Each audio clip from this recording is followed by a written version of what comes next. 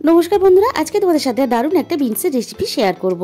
एखाने आमी 200 ग्राम परिमाण बिन्स छोटो छोटो करे केटे निয়েছি আর নিয়েছি এখানে দুটো মাঝারি সাইজের আলু ছোট ছোট করে কেটে। এর মধ্যে কিছুটা জল গরম বসিয়ে দিয়েছিলাম। ফুটন্ত জলের মধ্যে আমি ঝালের জন্য কাঁচা লঙ্কা 1 ইঞ্চি পরিমাণ আদা টমেটো আর কয়েকটা কিশমিশ দিয়ে আমি সিদ্ধ করে নেব। এখানে ঝাল একটু কম হবে তাই আরো একটা কাঁচা লঙ্কা দিয়ে দিলাম। এবার খুব ভালোভাবে সিদ্ধ করে আমি নামিয়ে খুব ভালোভাবে ঠান্ডা করে আমি মিক্সিং জারের মধ্যে দিয়ে খুব ভালোভাবে আমি একটা পেস্ট রেডি করে রেখে দেব। কড়াইয়ের মধ্যে কিছুটা তেল আমি গরম করতে দিয়ে দিলাম।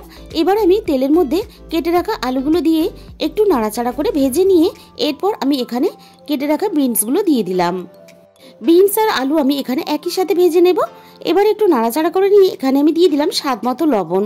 লবণ দিয়ে আলু আর বিনসটা খুব ভালোভাবে আমি ভেজে নেব। আর এইভাবে রান্না করে গরম গরম রুটির সাথে বা গরম গরম ডাল ভাতের সাথে খেতে খুবই ভালো লাগে। বিনস আর আলু আমার এখানে ভাজা হয়ে গেছে। এবার আমি কড়াই থেকে সমস্ত আলু আর বিনস তুলে নিলাম। এবার ওই একই কড়াইয়ের মধ্যে আমি আরো একটু তেল দিয়ে দিলাম।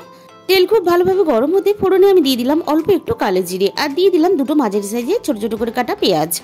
পেঁয়াজটা এখানে এমনভাবে ভাজতে হবে যাতে না খুব বেশি ভাজা হয়ে যায়।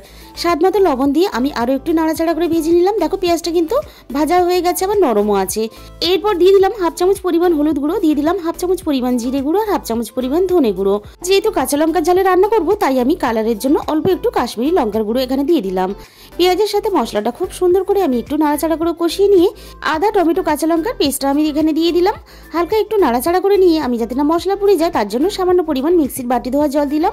মশলাটা খুব ভালোভাবে কষিয়ে নেওয়ার পরে এখানে ভেজে রাখা আলু আর বিনসটা দিয়ে দিলাম। তোমরা হয়তো বিনস অনেকে অনেক রকম ভাবে রান্না করে খেয়েছো, তবে এই রান্নাটা একবার করে খেয়ে দেখো, আশা করি তোমাদেরও ভালো লাগবে। মশলার সাথে সবজিটা খুব ভালোভাবে কষিয়ে নেওয়ার পরে আমি প্রয়োজন মতো জল দিয়ে দিলাম সিদ্ধ হওয়ার জন্য। এই রান্নাতে খুব বেশি ঝোল রাখলে হবে না, একটু গা মাখা মাখা রান্নাটা হবে। এখানে লবণটা একটু কম মনে হয়েছে তাই আমি আর একটু লবণ দিয়ে দিলাম। বিনস আর আলু খুব ভালোভাবে সিদ্ধ হয়ে গেছে।